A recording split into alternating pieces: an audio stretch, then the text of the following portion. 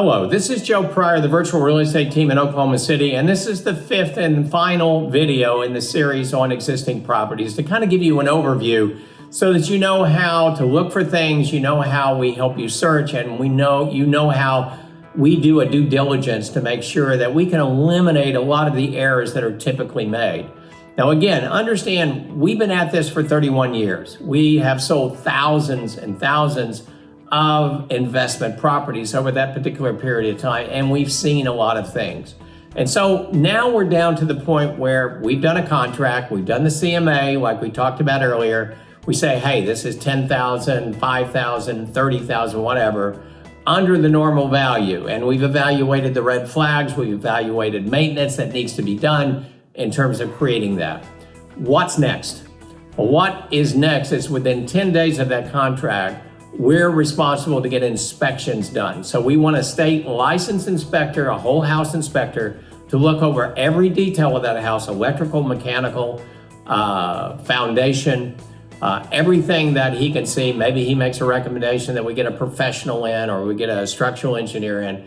That's extremely important that we get this thing done within 10 days and submitted to the realtor, because what we want to do is to make sure that if we're going to close on this property and you're going to sign on the dotted line and pay that money, that you know exactly what you're getting into. So if the central heat and air system is bad or something, or the roof is bad, we need to know. If it's a minor repair, I mean something that costs $5, we need to know.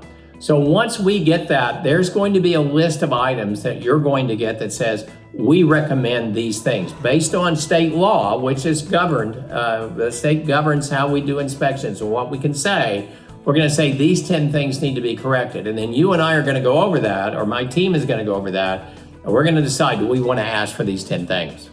And so those are the things that make the contract contingent, subject to you and the seller getting together and deciding, yes, these repairs will be done by qualified people before you close. That's the first part of this. That's the repair part of this. Now, they may come back and say, well, we'll do all those major items, but not this. That's the decisions that we made. We want those repairs done. And if they require someone with a license, that means that we get a 90-day warranty, essentially, on anything that they fix. Because if something they didn't do it right, or something is not completely done right, we want them back. So that's the second part, is repairs. The third part is improvements, because no existing home that I know of is perfect. Now, maybe a few of them can be that way, and I've seen maybe a handful in 31 years, but as a rule, what do we need to do? Is the carpet 4 years old? And is it showing that the nap is not as good as it used to be, but it's going to be fine for a while? Should we keep it? Or should we, once we close on this, do what a lot of people are doing right now, is replacing all carpet and putting in that high-grade vinyl plank, for two reasons. First of all, if you have kids or you have allergies, carpet can be an issue and we may need to replace it. Or second of all, it's a situation where, it doesn't wear like carpet wears. So maybe 10 years instead of 5 years, and you save money. That's one thing.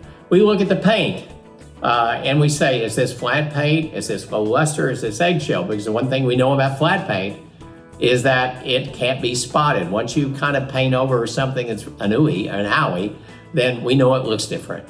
But we know with low luster or eggshell, for instance, we know that we can spot it and we can clean it. And so those are things that are really important in terms of how we're going to recommend a property to you, in terms of what improvements do we need to make.